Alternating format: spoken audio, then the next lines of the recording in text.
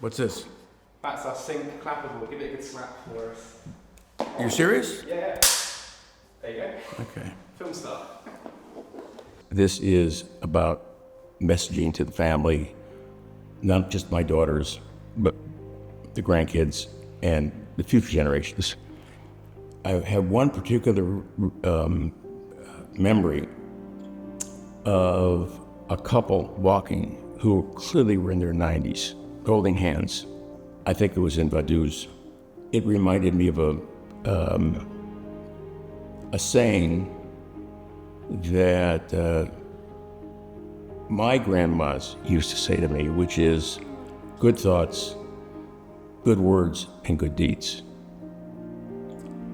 And as you traveled the Alps, you saw families together.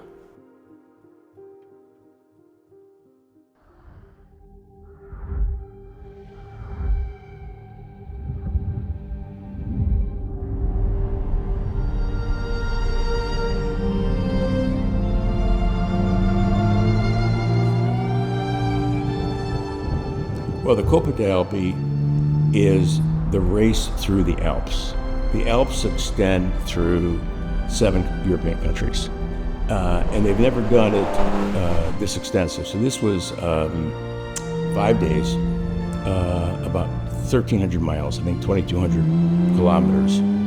It was a route that basically touched all of the villages, the old towns that comprise the Alps.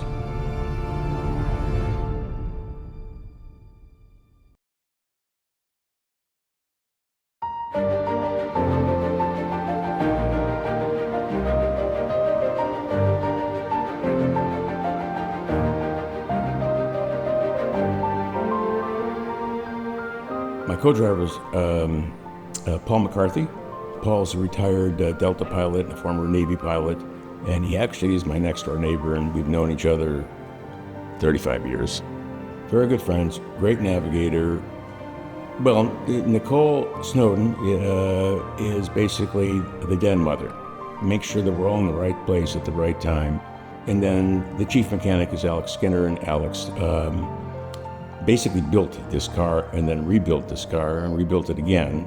And then Dave McNaughty, was the support mechanic and a good guy. It's not just the preparation, it's as you go through these routes, the crew is keeping you safe and, checking the car every time you stop.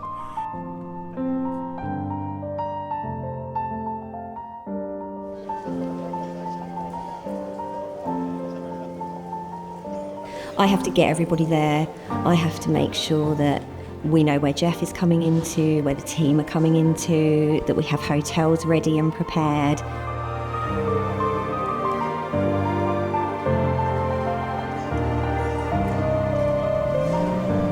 We drove the 1955 the XK140 fixed-head coupe.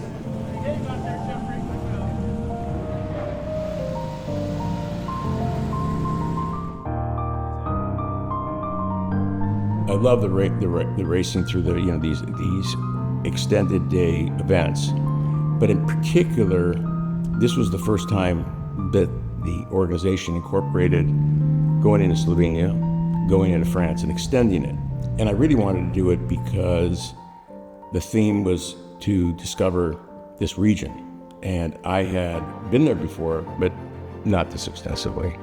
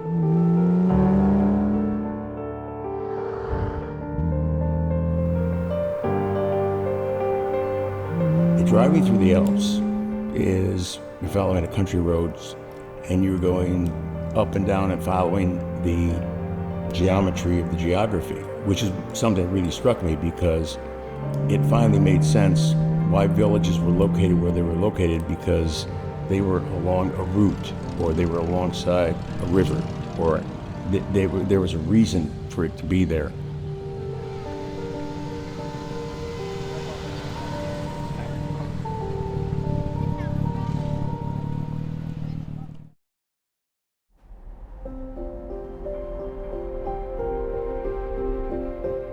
So on the rally, we will get up first thing in the morning, we'll meet Jeff for breakfast, we'll get him prepped, we'll get a pin drop as to where the start point is, so he knows exactly where he needs to go in the car to start. We will then jump in the car and we will proceed to the route. Normally I will be navigating, one of the mechanics will be driving, and I get a route book the same as what they have in the cars, and we follow that and we try and stay within half an hour of Jeff.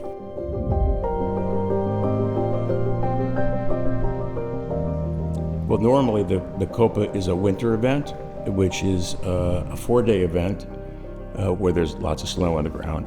They moved it to the spring because they wanted to extend it to have the drive go through all 7 countries where the Alps traverse, and it was a different experience.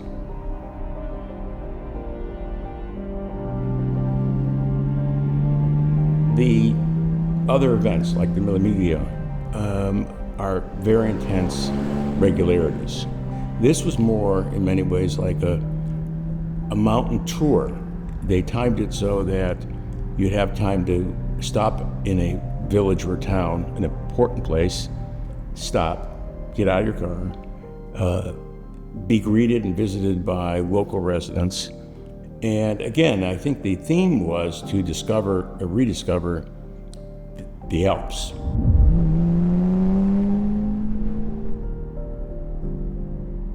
They have unusual challenges, which I didn't appreciate until we drove. They're small villages. They depend upon water for power.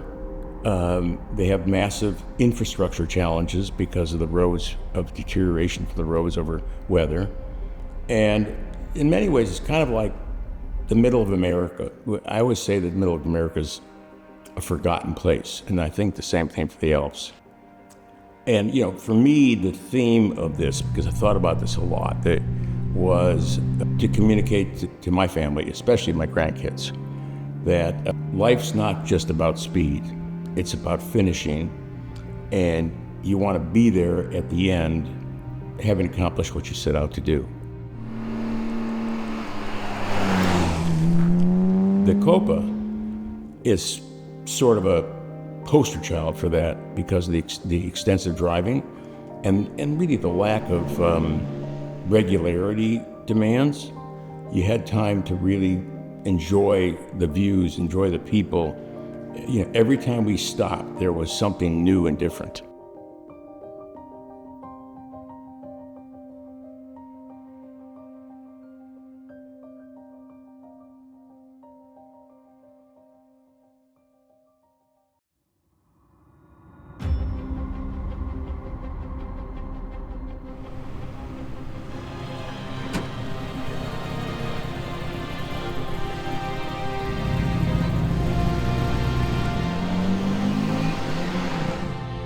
The scenery is extraordinary. You're driving on roads that are either new or 100 years old. Some roads and mountain passes were cut during World War I, World War II. So your experience changes literally within minutes as you're driving. We drove over a couple of those mountain passes were cobblestone roads. And the other thing that sort of shocked me and shocked Paul was the impact of water. So when we were in Slovenia, the water in that part of the region was pretty good, and so the lakes were filled. There were parts we were in, and I guess as we moved into Italy, where it was dry, where there was not a lot of water, and you could see that the grounds were parched. And sometimes you could see that it was very, very green, and sometimes it was brown and parched, which really goes back to the issue of water. Okay. Oh. Just hang on. Thank you.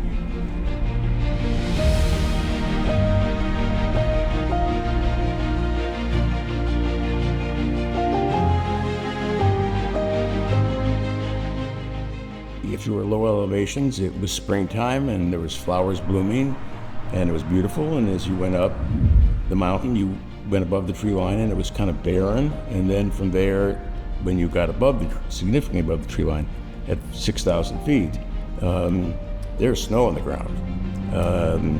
The snow had edged with some brown, which meant that there was melting runoff, but the conditions changed literally, I don't want to say every minute, but the conditions changed pretty rapidly as you're driving.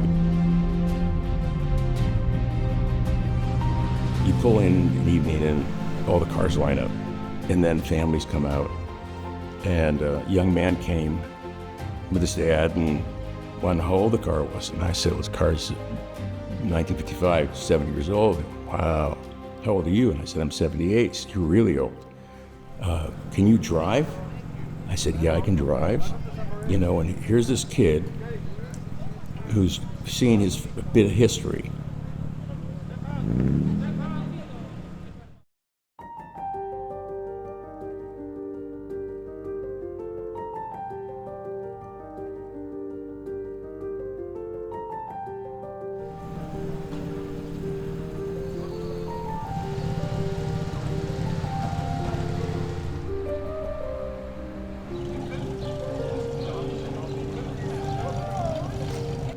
Is it challenging driving such a vast distance over those kind of roads in a car that's got no power steering or power brakes? A 70-year-old car, is it? Yeah, it is. You have no time, especially on the Coppa, which was, meandering, vertical changes, hairpin turns, switchbacks, traffic. You don't have any time to do anything else other than focusing on driving. And so the driver is depending upon the co-driver for his or her instructions. You got to have massive trust that when he or she says left switchback coming up, you're preparing for it because you don't have a big screen in front of you like on a modern car. So it's a challenge, and the cars are manual transmissions, by and large drum brakes, which seem to heat up. And you're accelerating and decelerating. I don't know exactly how many on the Coppa, but I don't know how many gear changes we did. Thousands? At the end of at the end of 1,300 miles, you're pretty bushed.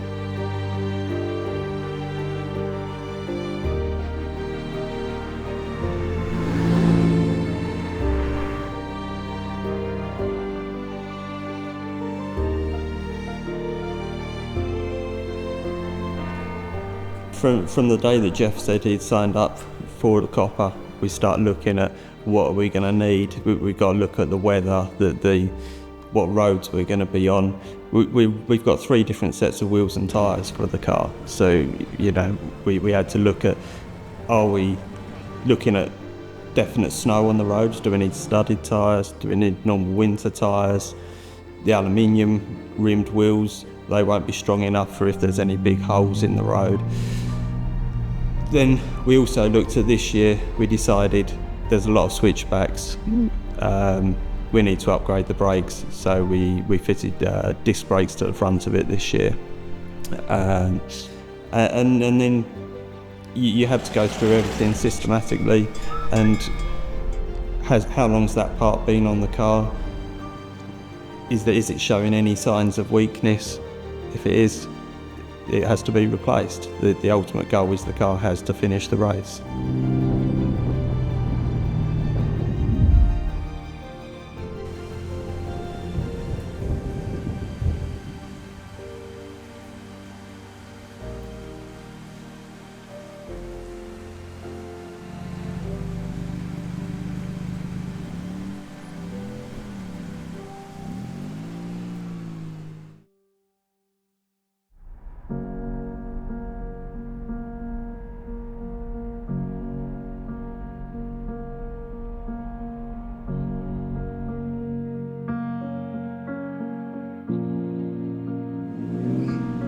I was impressed with the people in the towns and how nice everybody was to us, and it's a very different life pace than you see in the cities, and that's what was shocking to me, by the way, Tom, about the Coppa. And Paul, I think, felt the same way, because you're not in a rush like the Millie. The Millie, it's just charging through the countryside as fast as you can go.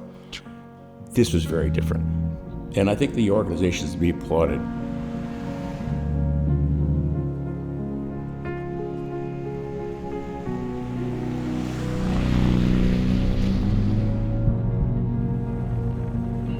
I wanted to do this particular film with a particular theme. That I have one particular memory of a couple walking who clearly were in their 90s, holding hands. And I think it was, I thought about where it was. I think it was in Vaduz. It reminded me of a saying that my grandmas used to say to me, which is, good thoughts, good words, and good deeds.